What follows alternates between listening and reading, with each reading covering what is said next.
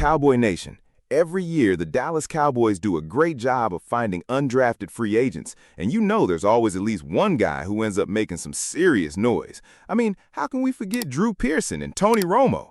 So that's why I never skip past the Cowboys' undrafted free agent signings. And when I deep dived into this UDFA class, I found a few names that I genuinely believe have a real shot at making this team.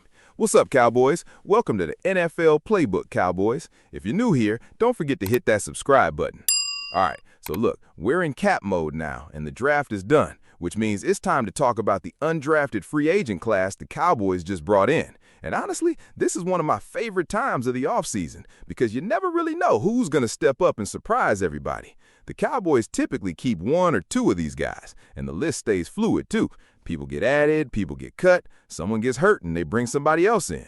So let's just go through every single one of these guys, break down the good and the bad, because that's how it should be done. No highlight reel only stuff here. You're going to get the real breakdown.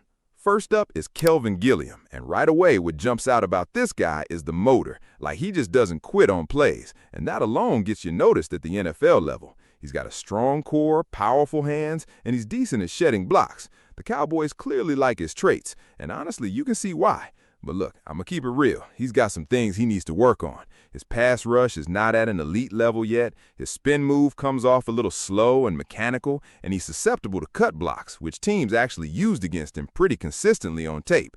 His hand use is inconsistent, and he lacks that violence with his hands that you need at this level. He's raw, right? But the traits are there, and that's really what you're betting on with any undrafted guy. You're betting on the traits and hoping the coaching staff can develop the rest.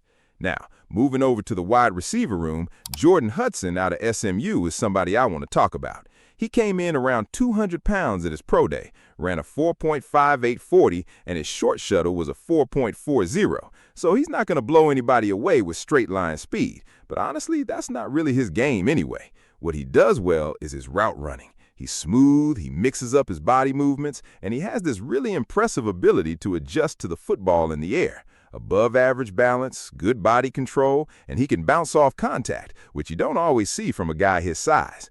The weaknesses, though, his play strength is mediocre, and that shows up in his blocking. He also doesn't have that elite top-end speed to consistently beat corners over the top.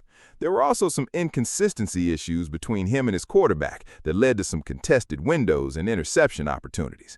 He only started for about a year and a half at SMU, but he did finish in the top 7 in the ACC in receiving per game, and he had a 22-5 type of performance against both Clemson and Miami, which got scouts paying attention. Look, he's not a polished player right now, but the talent is there, and I think with the right wide receivers coach pushing him, he could develop into something real. All right, let's talk about Langston Patterson, linebacker out of Vanderbilt. And honestly, I'm a little surprised this guy went undrafted because he brings a lot to the table. 3-year starter in the SEC, team captain, the guy with the green dot, meaning he's the signal caller of the defense. He's cerebral, he processes plays fast, he gets downhill quickly, and he's a reliable wrap-up tackler. He's 6'1", 230 pounds, and he's durable, which you always love to see. Now, the knocks on him are real. He's not a sideline-to-sideline athlete, his coverage is limited, and he projects best in short zone schemes. He doesn't have a ton of experience in man coverage against athletic tight ends and running backs.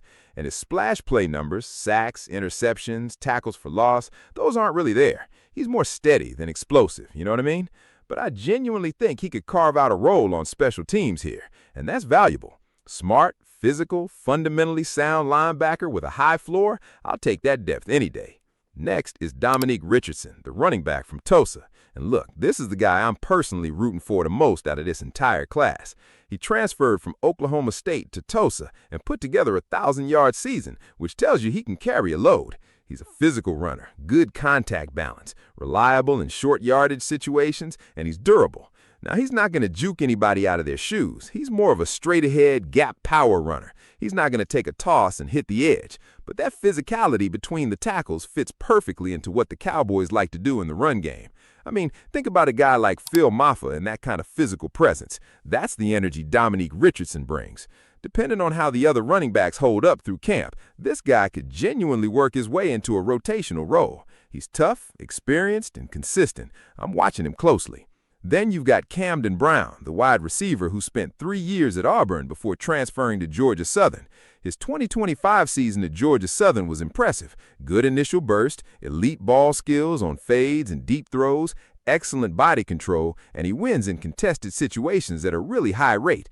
The issue is that his time at Auburn was pretty unproductive, and that creates doubt when scouts are evaluating him. He also lacks top-end speed and still needs work as a route runner with attention to detail. That's probably why he slid out of the draft entirely, but the raw talent is undeniable. Over on the defensive line, the Cowboys brought in two guys from Kansas, DJ Withers and Tommy Dunn Jr. DJ Withers has played 50 career games, has back-to-back seasons with 4+ tackles for loss, and shows some push when he times his get-off right. But his career production numbers are relatively low for a fifth-year defensive lineman. His pass rush moves are limited, and he wins more with effort than technique right now.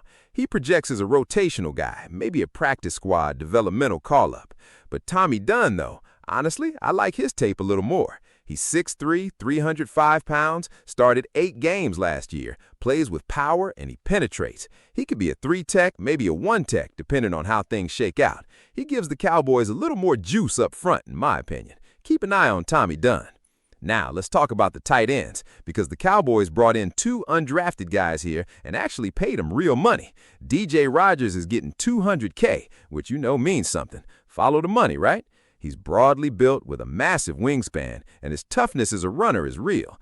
The issue is that the majority of his 2025 catches were under 10 yards. You had to go back to 2024 tape to find a target over 20 yards, and he's not going to make any NFL defender miss in the open field.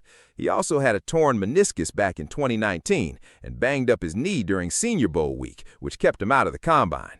The Cowboys clearly see something in him, and that tight end room needs fresh competition at every level, including the bottom of the roster. Then there's Michael Trigg, and look, he's got traits too. He makes some acrobatic catches that'll make you rewind the clip. But he drops passes, runs a little hot and cold, and he's not the most aggressive blocker. He'll need to be coached up on that.